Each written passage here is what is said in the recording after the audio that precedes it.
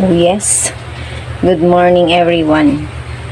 Magluluto na tayo ng ating almusal kasi umpisa na naman ang bakbak ng ulan. Ayan, gagawa na tayo muna. Okay, sige. Maghiwa-hiwa muna tayo.